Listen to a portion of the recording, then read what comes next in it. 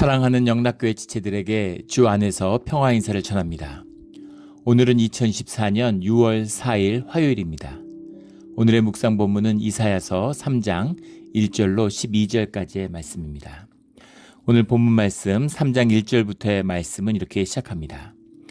보라, 주 만군의 여호와께서 예루살렘과 유다가 의뢰하며 의지하는 것을 제하여 버리시되 곧 그가 의지하는 모든 양식과 그가 의지하는 모든 물과 용사와 전사와 재판관과 선지자와 복술자와 장로와 50부장과 귀인과 모사와 정교한 장인과 능란한 요술자를 그리하실 것이며 3절까지의 말씀을 읽었습니다.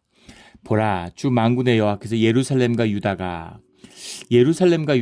보통은 유다와 예루살렘 이렇게 나오는데 반대로 나왔어요. 그리고 예루살렘과 유다가 이렇게 썼는데 원문은 보면 미 루살렘 후 미 유다 이렇게 나옵니다. 미라는 말이 계속 나오죠. 미라는 게 이제 from이에요. 예루살렘으로부터 유다로부터 이런 이야기입니다. 그러니까 의지하는 것을 제하여 버리시는데 그것을 예루살렘에서부터 시작하시겠다라는 얘기입니다. 생각했던 거하고는 반대죠. 세상으로부터 유다를 지켜주시고 유다로부터 예루살렘을 지켜주실 줄 알았는데 반대죠. 재앙과 주님의 심판이 예루살렘에서부터 시작된다는 겁니다. 유다에서부터 시작된다는 거죠. 이것이 주님의 심판의 영적인 본질입니다.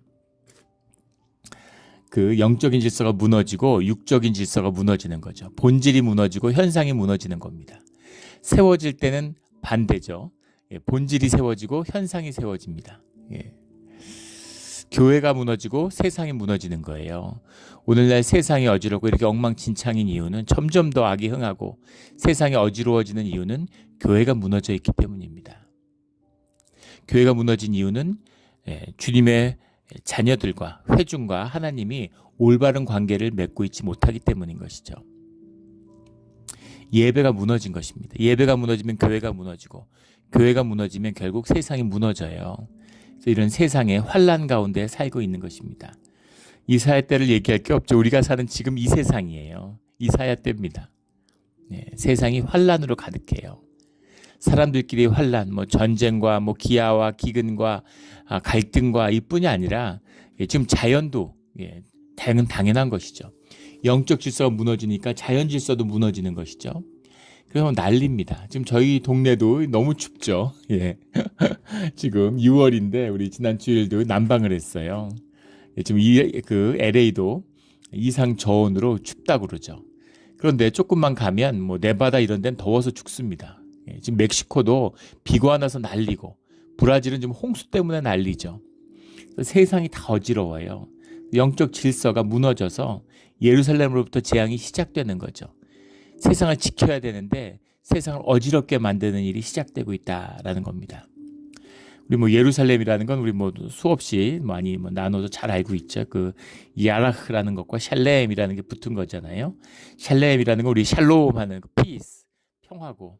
그래서 평화의 기초다. 예루살렘이 평화의 기초가 돼야 되는데 환란의 기초가 되는 거죠. 예루살렘부터 평화가 나와야 되는데 평강이 임해야 되는데 예루살렘부터 혼란과 예루살렘부터 봉기가 어지러움이 반란이 예루살렘부터 나오고 있다라는 겁니다. 이것이 복과 저주가 우리 눈앞에 놓여 있는 축복의 산과 저주의 산이 우리 앞에 있는 이 세겜의 예배를 상징하고 있는 거죠. 눈앞에 저주도 있고 예루살렘으로 인해서 저주를 받을 수가 있고 예루살렘으로 인해서 축복을 받을 수가 있는 겁니다. 우리 신앙의 비밀인 거죠. 그래서 두려운 것입니다. 주님 앞에 나오면 두려워요. 경외하는 마음이 들 수밖에 없습니다. 예배를 자원하는 심령으로 기쁜 마음으로 나왔지만 예배의 자리에 있으면 죽어야 되는 겁니다. 내가 죽든지 예수님의 죽음을 만나든지 둘 중에 하나여야 되는 거죠. 그런데 이 이사야 때 예루살렘이 무너진 예루살렘과 유다가 의뢰하며 의지하는 것을 제하여 버리시되 사실 예루살렘이 의지할 것, 유다가 의지할 것은 주님밖에 주의 자녀들이 의지할 게 주님밖에 없지만 그것을 우리가 다 알죠. 교리적으로 알지만 실제는 주님을 의지하지 않는 겁니다. 내 힘을 의지하고 내 경험, 내 지식을 의지하고 무엇보다 돈을 의지하죠. 돈만 있으면 세상에 다 무슨 일이 있어도 견딜 것 같이 생각합니다. 근데 돈이 아무것도 아니죠. 우크라이나에 전쟁이 터졌는데 우크라이나에서 수백만 명의 이제 그 이탈자가 나왔습니다. 러시아도 마찬가지죠. 징집을 피해서 수많은 사람들이 러시아를 떠났어요. 러시아 사람, 우크라이나 사람들이 막 수백만 명이 세상을 떠돌아다니고 있습니다. 뭐 폴란드에만, 독일에만 각각 수백만 명의 우크라이나 사람들이 와 있다고 그러죠. 그런데 우크라이나에서 아무리 부자고 아무리 돈이 있든 없든 아무 상관없는 겁니다. 그 돈을 가지고 국경을 넘지 못해요. 그 나라의 돈이지 어디 가서 돈입니까? 우크라이나 돈, 러시아 돈을 루블을 러시아에서 쓰지 어느 나라에서 받아줘요. 그러니까 그걸 못 넘는 겁니다. 아, 그럼 달러가 있으면 좋겠네. 금이 있으면 좋겠네. 예, 금을 사놔야 되겠구나. 요즘 금값이 막 폭등하고 있죠. 세상이 어지러우니까 금이 막 폭등해요. 예, 달러와 금이 있으면 달러와 금을 가지고 나올 수 있습니까? 국경에서 아무것도 가지고 나올 수 없는 거죠. 재산이 있든 없든 다 거지가 돼서 나오는 거예요. 난민의 아픔이죠. 이게 인간의 본질입니다. 이런 작은 환난에도 그런데 세상 환난 가운데 주님이 허락하시는 환난과 심판 가운데 우리가 무엇으로 날 지킬 수 있겠어요? 주님이 아니면 나를 지켜줄 수 있는 게, 가족을 지켜줄 수 있는 게 아무것도 없습니다. 그래서 오직 주님만을 의뢰해야 되는 것이죠. 꼭 환난에서의 보호가 아니라 우리의 살 길을, 우리의 가치를, 우리의 삶의 의미를 찾을 수 있는 것이 주님밖에 없잖아요. 그런데 주님을 의지하지 않는다는 겁니다. 그게 우리의 마음이죠. 우리 에고예요. 왜 우상을 숭배할까요? 우상이 좋아서?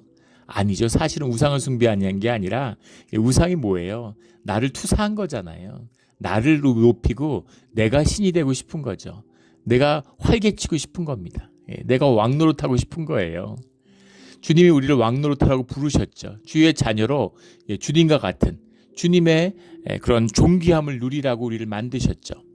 주님 안에서 가능한 건데 주님도 필요 없고 내가 중심이 되고 내가 다 주무르고 내가 확신 갖고 내가 섬겨드리고 내가 주인 노릇하고 싶은 거죠. 그래서 주인 노릇하고 싶은 그 마음으로 결국은 세상에 종 노릇하는 겁니다. 이 인간의 아이러니예요.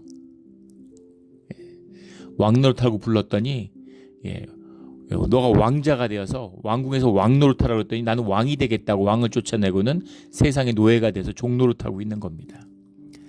이런 비참한 모습, 이게 우리의 모습이죠. 의지하는 것을 제하여 버리시되, 이 말씀은 굉장히 아픈 말씀인데 예전에 제가 이 말씀을 한번 받은 적이 있어요. 어떤 이제 기도해 주셨던 분인데 저한테 그분이 이제 예언의 은사가 있어요. 그래서 저한테 이제 기도해 주시는데 제가 피할 수 있는 모든 것을 주님이 다 치우셨다고, 주님 앞에 나오는 곳에서 자기를 가리고 있는 모든 걸 다 치우셨다 이러면서 뭐라고 얘기하셨냐면 계속 그 사모님 뒤에 숨어 있으면 그러면 사모님도 데려가실 거라고 그렇게 얘기를 했습니다. 그래서 무슨 이런 얘기를 하나 싶었는데 지나고 지금 와서 보니까 그 기도가 이제 오래 기억에 남는 거죠. 주님 앞에 서야 하는 자리가 있는 거죠. 근데 저는 이제 저희 집사람이 저를 전도하고 집사람 따라서 교회 나왔잖아요. 그러니까 그런 사도적인 권위가 있는 거죠, 와이프가. 그래서 항상 믿음의 자리에서는 와이프 뒤에 서는 그런 게 있는 겁니다. 근데 결국은 그럴 수 없게 됐죠. 그래서 뭘 의지할 수 있는 게 아무것도 없는 거죠. 그래서 주님을 의지해야 하는 겁니다. 내가 주님께 자원하는 심령으로, 진실함으로 주님 앞에 의지해야 되는 거죠. 그래서 주님께 의지하고 주님이 늘 복을 베풀어 주셨어요. 또 지나온 시간들을 보면 고난이고 어려움이 있었지만은 늘 은혜가 함께했구나, 넘치는 은혜의 삶이었구나라는 것을 보게 됩니다. 이것이 주님이 우리의 복을 돌이키시는 방법이죠. 예루살렘과 의다가 의뢰하며 의지하는 것을 모두 제하여 버린다. 지금 환란이 다가오고 있는데 막 이것저것 자기가 이제 막아보려고 양식도 쌓아놓고 물도 모아놓고 그런 거 다 주님이 제하여 버리신다는 거죠. 2절에 용사와 전사와 재판관과 선지자와 복술자와 장로와, 용사라는 건 이제 깃보루, 우리 성경에 많이 나오는, 구약에 많이 나오는 말이죠. 지도자, 용사, 무슨 전쟁의 지휘가 아니고 깃보루라고 얘기하는 거고, 전사라고 하는 건 이제 이씨 이시 미라마르라는 건데, 이시라는 건 뭐 많이 나오죠. 우리 더맨 사람이고, 미라마르라는 건 이제 전쟁입니다. The Man of War 이런 거죠. 전쟁하는 사람들, 군인들을 말하는 거죠. 재판관, 성경에서 계속 재판관이라고 번역하는 쇼페트라는 말인데, 쇼페트라는 건 꼭 재판관은 아니고 재판관을 포함하는 그 공무원들, 행정하는 사람들, 관리들 이런 걸 총칭하는 말입니다. 쇼페트. 선지자라는 것도 많이 나오는 나비죠. 나비라는 것. 예. 선지자라고 하는 것이 이제 하나님의 말씀을 전하는 자죠. 예. 그 사실은 지금의 전도자, 뭐 설교자 이런 것에 가장 근접한 원형적인 모습이 사실 선지자입니다. 선지자라는 게 뭔가 계시적이고 뭐 세상에 미리 알고 이런 느낌으로 우리는 선지자라는 느낌이 있는데, 사실은 주님의 말씀을 나누는 자들, 이런 자들이 선지자죠. 나비라는 말이고, 복술자라고 하는데, 복술자라고 하는 말이 캐셈이란 말입니다. 캐셈이란 말이 이제 뭐 디비네이션, 점 보는 것이죠.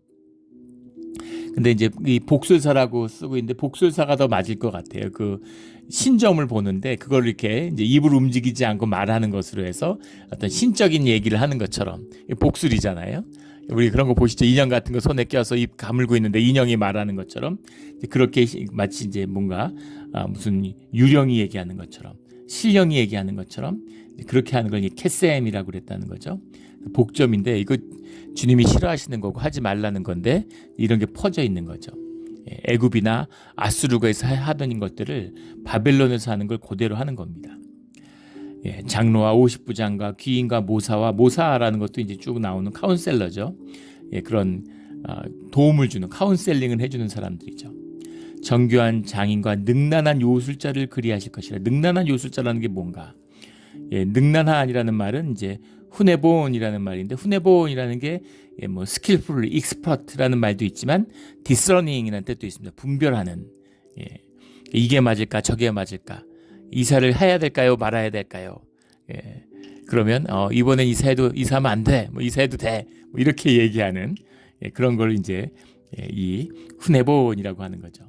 요술자라는 거는 이제 라바시, 요술자라는 것도 성경에 자주 나오는 말이죠. 라바시라고 하는 게 원 뜻은 이제 whisper, 뭐 charming, 뭐 이런 enchanter, 이렇게 이것도 일종의 이제 점을 봐주는 사람인 거죠. 점수를 얘기해 주는 자들, 그런 자들입니다. 근데 그 점수를 얘기하는데 뭐 이렇게 풀어서 이성적으로 얘기해 주는 게 아니라 노래하듯이, 그 의미야 뻔한 거 아니겠어요? 이렇게 두루뭉술하게 얘기를 해야지, 정말 딱 잡아서 이렇게 얘기를 했는데 틀리면 어떡합니까? 그러니까 두루뭉술하게 얘기하는, 이걸 노래하듯이 했다는 거죠. 시를 노래하듯이 그렇게 하는. 근데 그것이 이제 분별이 되는. 분별은 사실은 자기가 하는 거죠. 능란한 요술자를 그리하실 것이며, 근데 물론 또 뭐 귀신이 들리고 마귀가 들려서 뭐 정말 귀신같이 맞춰줄 수도 있겠죠. 그 귀신같이 맞으면 더 위험한 겁니다.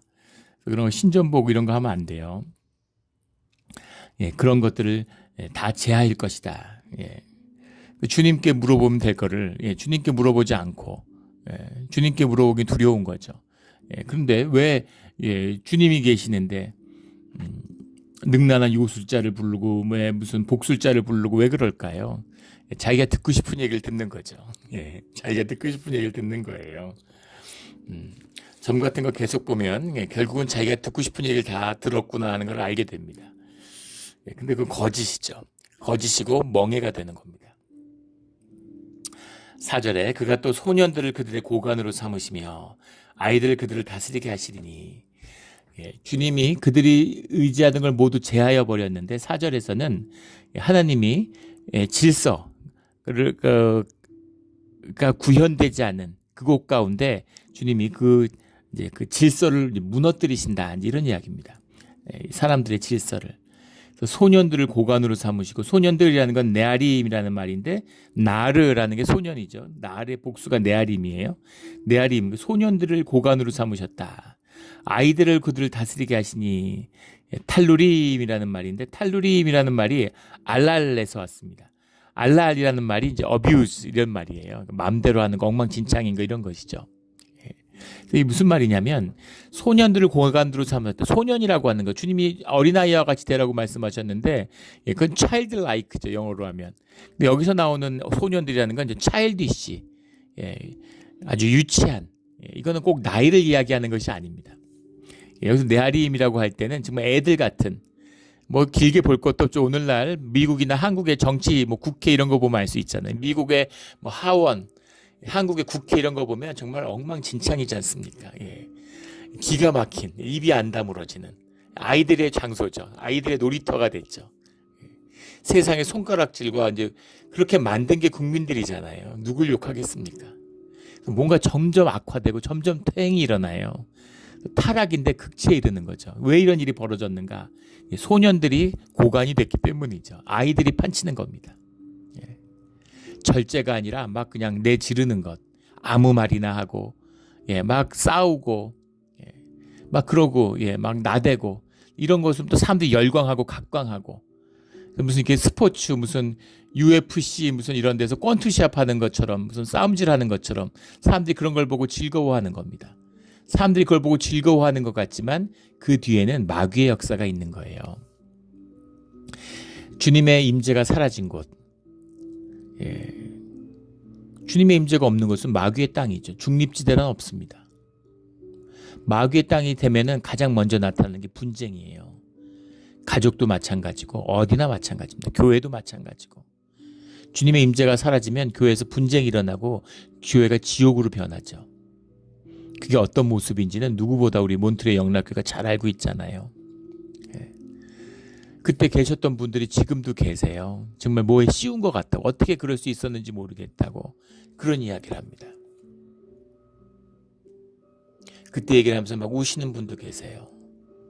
지금도 그 죄의식에 시달리는 분들, 그런 고백을 듣습니다.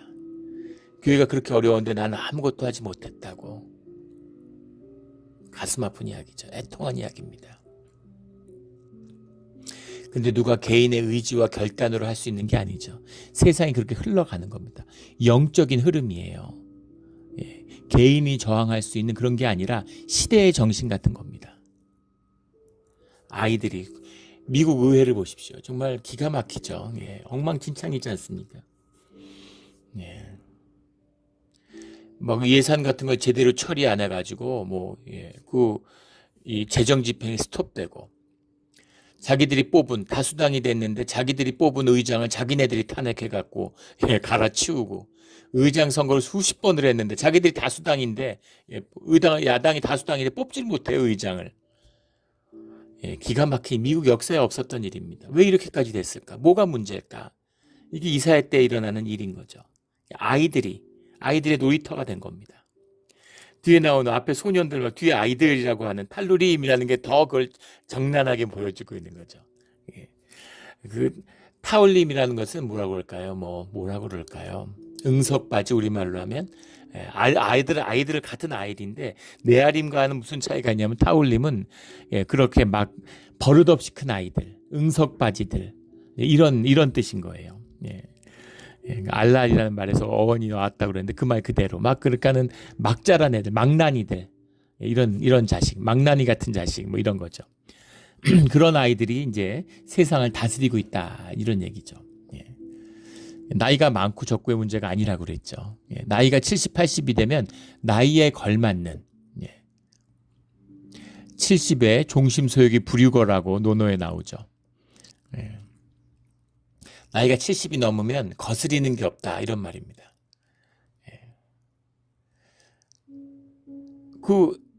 그냥 뭐 법이고 규칙이가 아니라 그냥 내 마음에 따라 움직이는데, 그게 다 사리에 맞고 다 올바른 판단이고 맞는 일이 된다는 거예요.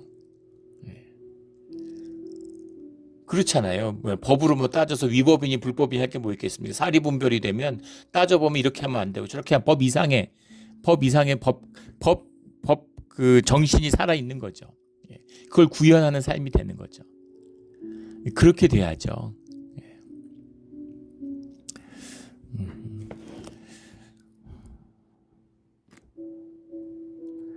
근데 어떤 분들을 보면은 이제 70이 됐으면 저분이 정말 70년을 살았구나라는 그 연륜이 느껴지는 분이 계신가 하면 세상에 보십시오. 70이 됐는데 1년씩 70번 산 것처럼 같은 분들이 있어요.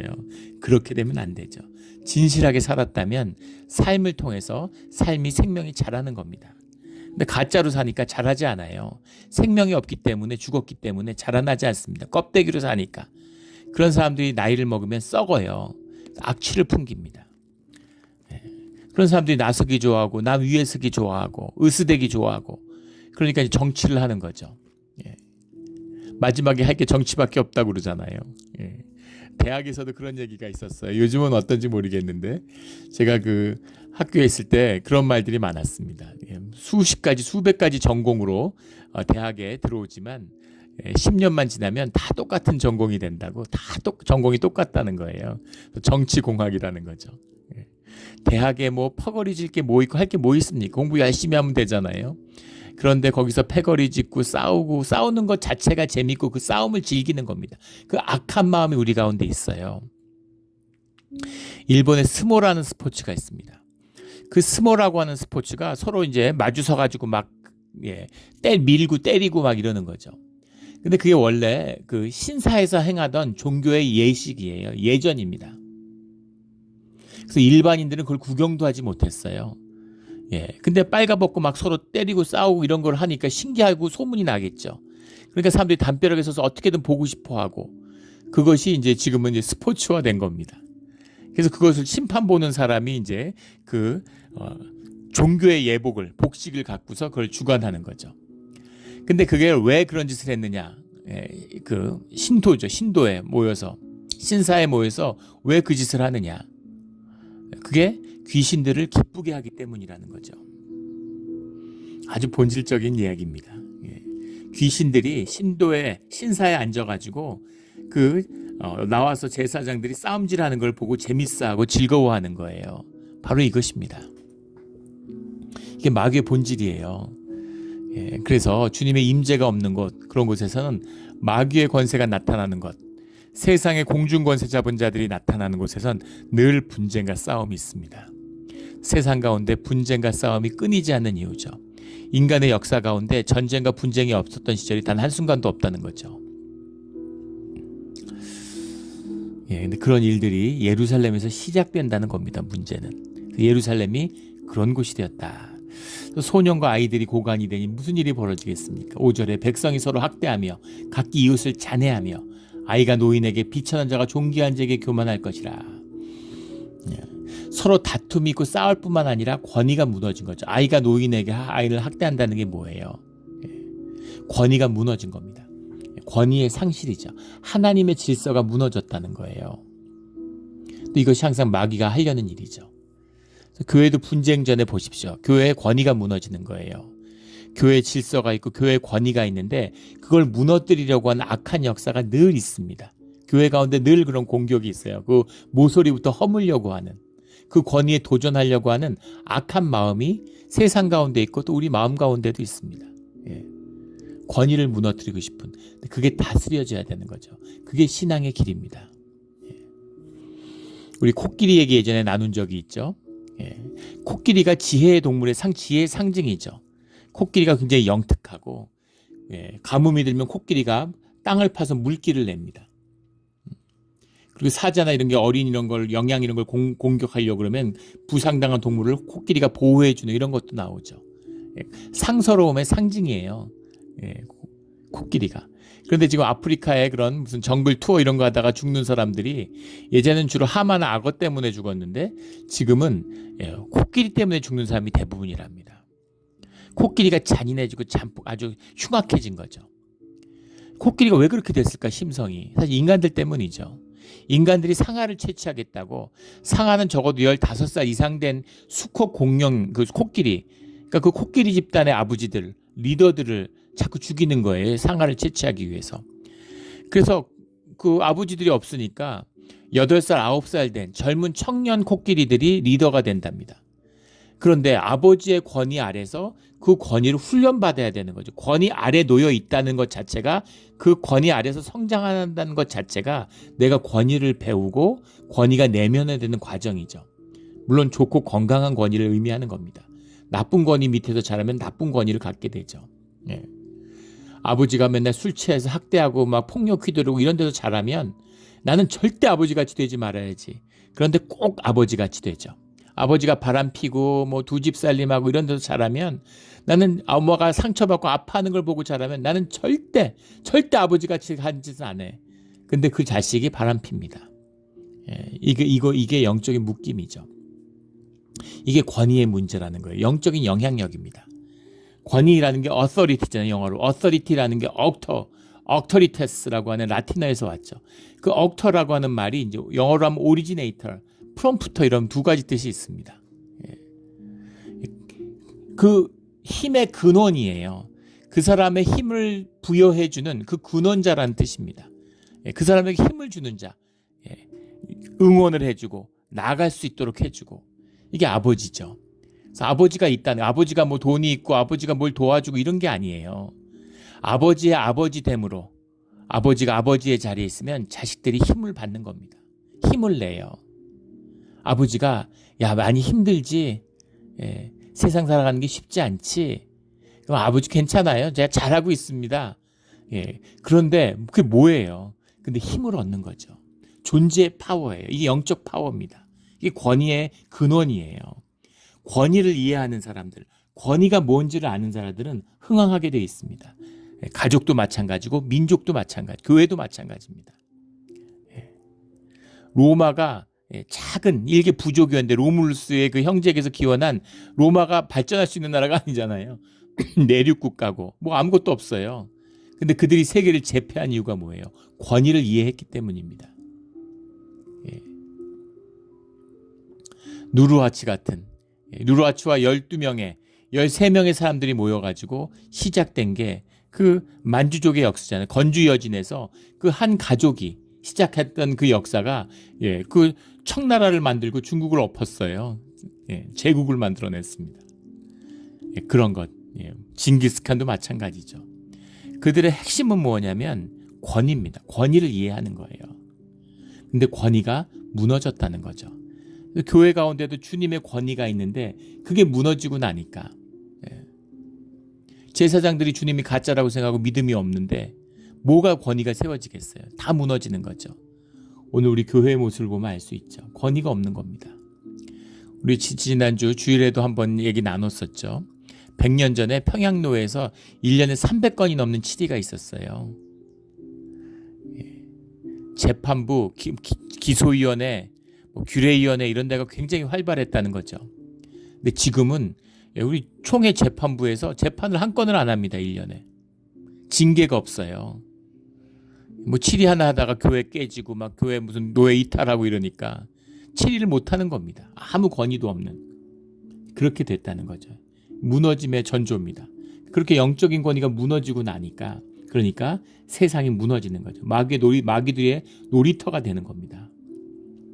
예루살렘이 그렇게 되었다는 거죠. 비극적인 이야기죠. 우리 가운데 참다운 영적 권위가 세워지는 아버지의 권위가 세워지는 우리의 삶의 자리가 되기를 주의 이름으로 축원합니다. 이게 중요한 것이죠. 그래서 아버지가 부족해도 아버지의 권위를 세워야 됩니다. 감사한 건 지금에 와서 저희 할아버지는 아버지 아주 나쁜 아버지였죠. 폭력 가정이고 알코올 중독자고 도박 중독자고 그랬습니다. 그런데 아버지가 한 번도 할아버지 얘기를 나쁘게 하는 걸 제가 들어본 적이 없어요. 그리고 그런 말씀을 늘 하셨습니다. 할아버지가 사실은 굉장히 훌륭한 분이라고 시대를 잘못 만나서 일제시대에 태어나고 공부도 제대로 못하고 초등학교밖에 안 나오셨는데 농사 짓고 이런 좌절과 울분 때문에 또 입양됐죠. 대를 잇기 위해서. 그런 아픔들 때문에 그런 제대로 온전한 삶을 못 사셨지만 사실은 굉장히 똑똑하고 의지도 굳고 훌륭한 분이셨다고 그런 말씀을 해줬는데 사실 와닿지는 않지만 잘하고 나니까 아버지의 뜻을 아는 거죠. 그런 겁니다. 어머니도 지혜로우셨어요. 늘 아버지를 올려주시고 세워주셨습니다. 그런 게 자녀를 양육하는 데 있어서 굉장히 중요한 것이죠. 예. 네 아버지라는 사람은 이러면서 막 아버지 흉보고 엄마가 이러면 자식들이 뭐가 되겠습니까? 어리석음이죠. 악한 거예요. 예, 권위를 제대로 세워야 되는 것이죠. 6절에 혹시 사람이 자기 아버지의 집에서 자기 형제를 붙잡고 말하기를 내게는 겉옷이 있으니 너는 우리의 통치자가 되어 이 폐허를 내 손 아래 두라 할 것이면, 우프, 우리 요새 한국말 중에 우프다는 말이 있답니다. 예, 웃기고 슬픈. 예, 샤갈의 블루 뭐 이런 것처럼, 예, 슬픔 같기도 하고, 예, 웃긴데 슬픈데 웃긴 거예요. 우프다 이러면 신조어죠. 6절이야말로 우프다의 전형적인 예죠. 울어야 되는데 웃긴 겁니다. 너무 애통해서 너무 비참해서 이게 슬픔을 넘어서 웃긴 거예요. 코믹한 수준으로 가는 겁니다. 예, 미국의 지금 그냥 한국의 정치 같은 거죠. 예, 미국의 지금 그 대통령 후보가 유죄 판결을 받았어요. 34개 혐의로 기소됐는데, 예, 일반적으로 뭐 법조계 인사들이나 언론에서는 그게 이제 일치를 보지 못할 것이다, 판결이 나오지 않을 것이다, 뭐 이렇게 얘기했습니다. 미국이 두 조각 나 있고 이 배심원당 가운데서도 그 정치적인 지지자들이 있다는 거예요, 그 안에. 그래서 합의를 못 볼 거라고 그랬는데 증거가 명백한 것이죠. 34개 혐의 모든 것에 대해서 유죄가 인정됐습니다. 전직 대통령이 형사사건으로, 민사도 아니에요, 형사사건입니다. 형사사건으로 기소됐다는 것 자체도 엄청난 충격인데 유죄 판결을 받았어요. 이제 재판이 유죄 사실 확정이 됐기 때문에 그 법정에 대한 적용만 판사한테 남아 있습니다. 4년 실형을 살릴 수도 있다고 그러죠. 뭐 그렇게는 안 나올 거라고 다 예상은 합니다. 전직 대통령이니까.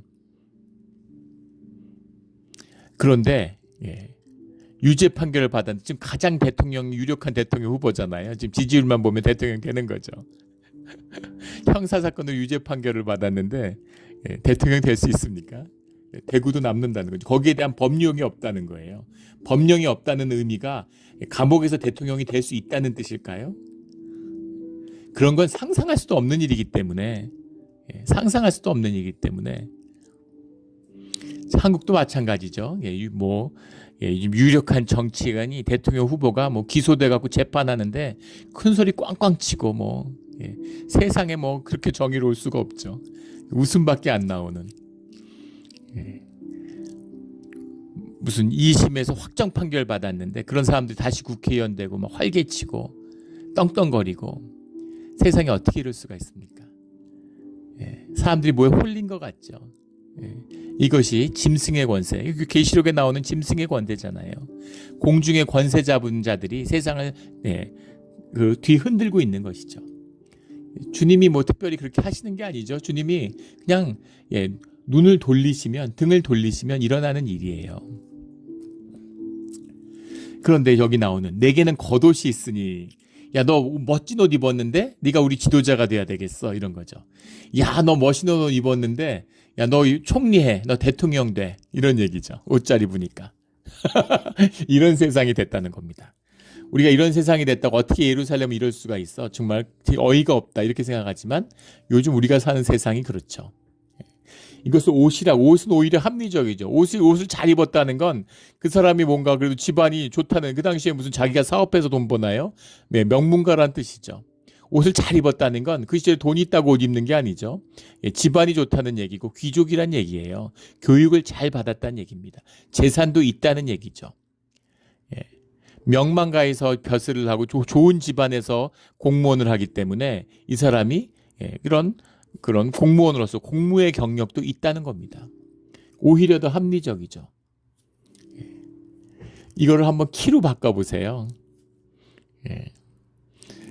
그 빅맨이라 그러잖아요. 미국 정치에서 키 큰 사람을 좋아하는 겁니다. 예전에 한번 설교 때도 다룬 적이 있죠. 오래된 것 같은데, 미국에서 6피트 4인치, 6피트 2인치 6피트 2인치 이상 되는 사람이 0.3%랍니다. 미국 사람들이 큰 것처럼 생각하지만 평균 신장이 한국보다 작아요. 그러니까 큰 사람도 있고 작은 사람도 있고 이런 거죠. 근데 6피트 2인치 이상 되는 사람이 0.3%인데 지난 100년 동안 미국의 상장 회사, 뭐 500대 기업 이런데 그러니까 큰 기업들이 미국의 500대 기업 대단한 거죠. 세계적인 기업들이죠. 그 기업의 임원의 대부분이 임원의 3분의 2인가 이상이 다 6피트 2인치 이상이라는 겁니다. 그 말은 뭐겠어요? 6피트 2인치 되는 남자가 미국 회사에 입사하면 큰 이변이 없는 한 임원이 된다는 겁니다. 그러면 그 5피트 7인치 이하, 5피트 6인치인가? 5피트 6인치 이하면 이제 170이 안 되는 거죠. 그러니까 188 이상이 되면 무조건 임원이 되는 거고 170 이하 중에서 임원이 된 사람이 100년 동안 3명인가 밖에 없대요. 믿어지세요? 남자 키가 170이 안 되면 아무리 똑똑하고 능력이 있어도 미국의 대기업에서 임원이 못 된다는 겁니다. 이 말이 됩니까? 이런 계명천지에 이럴 수가 있나요? 이게 인간이에요. 지난 100년간 그 170이 안 되는 대통령이 170이 뭡니까? 180이 안 되는 대통령이 한 명밖에 없었다 그러죠. 그리고 그 한 명이 역사상 가장 무능한 대통령이라고 욕먹는 사람이에요. 그러니까 얼마나 사람들이 키에 예민하게 반응하는지, 눈에 예민하게 반응하는지를 알 수 있는 거죠. 이런 겁니다. 겉옷이 있으니 통치자가 되라 이런 얘기예요. 너나 나나 다 똑같고 다 엉망인데 지금 한국 보면 그렇지 않겠어요? 어차피 다 엉망이고 엉망진창인데 아무나 될 거면 인물 좋은 사람, 키 큰 사람, 말 잘하는 사람, 목소리 좋은 사람이 되면 좋겠네. 그런 거죠. 한국에 그 요리하는 무슨 요리사로 유명한 사람이 있는데 막 자꾸 정치하라고 난리라는 거죠. 본인이 정치 안 하겠다고 계속 그러는데 정치권에서 막 정치하라고 난리라는 거예요. 음식 만드는 거하고 정치하고 무슨 상관이 있을까요? 개 조련하는 사람이 있는데 또 개 조련사 보고 정치하라고 난리래요. 개 키우는 거하고 무슨 상관이 있을까요? 정치하는 게. 어차피 엉망진창인데 음식 잘 만들고 개 잘 키우고 말도 재밌게 하고 인기 있는 사람이 정치하면 되지.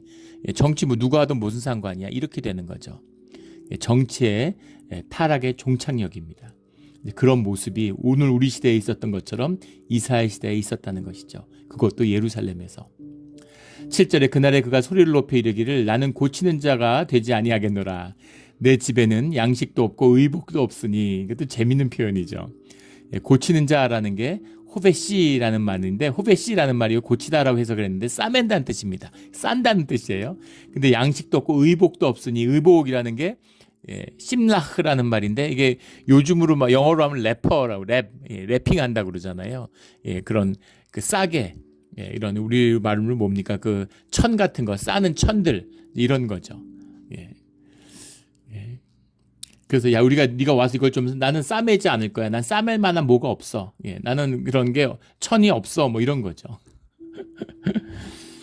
그러니까 나를 백성의 통치자로 삼지 말라. 그러니까 지금 6절 7절에는 정말 웃음밖에 안 나오는 이제 그런 때가 되었다는 겁니다. 웃을 수 없는데 심각한 얘기인데 웃음밖에 안 나오는 거죠. 한국 정치 같은 거 웃음밖에 어이가 없어서 웃음밖에 안 나오잖아요. 범죄자들, 범법자들. 뭐 국회의원의 절반이 전과자라고 그러는데 이게 말이 됩니까? 참, 어떻게 이렇게 됐는지 모르겠어요. 어떻게 이렇게 됐는지 모르겠습니다. 8절에 예루살렘이 멸망하였고 유다가 엎드려졌음은 그들의 언어와 행위가 여호와를 거역하여 그의 영광의 눈을 범하였습니다. 왜 그렇게 됐는지를 정확히 8절에 말씀하고 있죠. 예루살렘이 지금 좋습니다. 지금 이사야가 이 예언을 할 때 우시야 왕 때예요. 예루살렘이 잘 나갈 때입니다. 지금 쓰나미가 몰려오고 있는데 아직 오지 않았죠. 그래서 사람들이 막 경제도 잘 돌아가고 소비도 잘 되고 막 흥청망청하고 소돔과 고모라 같아. 그럴 정도로 예루살렘이 경기가 좋을 때예요. 경기가 좋은 거죠. 경제가 좋아요. 그런데 예루살렘이 멸망했다. 이미 망했어. 시간 문제다. 본질의 세계, 보이지 않는 세계가 무너졌기 때문에 이제 보이는 세계가 무너지는 거죠. 그런 세계가 눈에 오고 있다는 겁니다. 정치가 엉망진창이면 어때? 국회 뭐 엉망이면 어때? 경제만 잘 되면 되지. 경기만 좋으면 되지. 그럴까요? 그럴 것 같죠. 정치가 엉망이 되면 그 다음에 경제가 엉망이 됩니다. 시간 문제죠. 그렇게 된다는 거예요. 그 모든 본질의 역사, 가장 본질적인 건 뭐냐면 영광의 눈을 범했기 때문이다. 영광의 눈이라고 썼는데 에네 커보라는 말, 에네 커보, 에네라는 게 눈이죠. 눈도 되고 빛도 됩니다. 빛을 범했다는 게 무슨 말이에요? 빛이라는 게 주님의 영광이죠. 영광의 본질을 빛으로 표현하고 있는데 그 빛이 사라졌다는 거죠. 예. 커버도라는 게 카바드라는 게 원형이죠. 카바드가 영광이잖아요. 영광의 빛을 거역했다. 거기에 맞섰다라는 거죠. 람노트라는 말인데 람노트라는 말이 레벨이라고 하는 반역했다. 주님의 영광을 거역하고 거절하고 도둑질하고 그걸 피하고 숨고 뭐 이런 것으로 주님의 영광을 패했기 때문에 주님의 영광을 패했기 때문에 예배가 무너졌다는 거죠. 그래서 결국은 이렇게 됐다 이런 얘기입니다. 9절에 안색이 불리하게 증거하며 그들의 죄를 말해주고 숨기지 못함은 삶의 자리에서 숨길 수 없는 안색으로 보면 안다.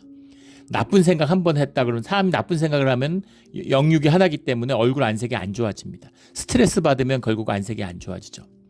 그런데 안색이 좋아졌다 안 좋았다 하겠지만 계속 스트레스를 지속적으로 받으면 결국 몸이 병이 나죠.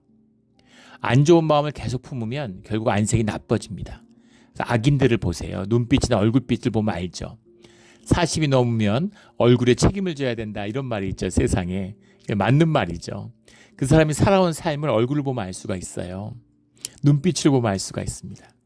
제가 한국에 있을 때 참 재밌는 경험 많이 했는데 마트에 가서 장 보러 가면 전도사 때인데 혹시 무슨 세탁소에 세탁물을 맡기러 갔는데 혹시 목사님이시냐고 물어보기도 하고 근데 대부분 물어보는 분들은 신자들입니다. 또 굉장히 멀리 있는 무슨 농협 마트에 갔는데 물건을 계산하는 사람이 혹시 목사님이세요? 하고 물어보는 경우가 있어요. 그러면 제가 목사님 아닌데요? 이러면은 깜짝 놀라면서 그럼 무슨 일을 하시냐고 물어보는 겁니다. 그러니까 그럼 제가 전도사라 그러면은 그러면 맞지 않냐고 그러면서 그렇게 웃으시는 그런 경우를 여러 번 경험했습니다. 얼굴로 아는 거죠. 뭔가 그런 느낌이 있는 거죠. 그런 것처럼 나쁜 짓을 계속하면 그러면 안색이 나쁜 사람의 안색이 돼요. 그 범죄자들, 조폭들 보십시오. 얼굴 딱 보면 조폭이잖아요. 그렇게 된다는 거죠. 안색이 증거한다. 너희의 얼굴이 너희의 삶을 증거하고 있어. 소돔과 같다. 죄를 숨길 수 없는 소돔같이 되었다. 이렇게 얘기하는 거죠. 10절에 너희는 의인에게 복이 있으리라 말하라. 그들은 그들의 행위의 열매를 먹을 것이요. 11절에 악인에게는 화가 있으리니 손으로 행한 대로 그의 보응을 받을 것임이라. 행위의 열매. 행위의 열매. 의인인데 행위의 존재의 열매가 아니라 행위의 열매입니다. 좋은 마음 품어서 좋은 사람이라서 복을 누리는 게 아니라 좋은 삶을 살기 때문에 당연한 얘기겠죠. 자기 존재를 사는 거니까. 근데 나는 좋은 사람이에요. 좋은 마음이 있어. 그런데 좋은 삶을 못 살아. 세상이 너무 악하기 때문에. 그러면 어떻게 되는 겁니까? 그거는 결국은 삶의 열매를 맺게 된다는 거죠. 이게 우리의 신앙이에요.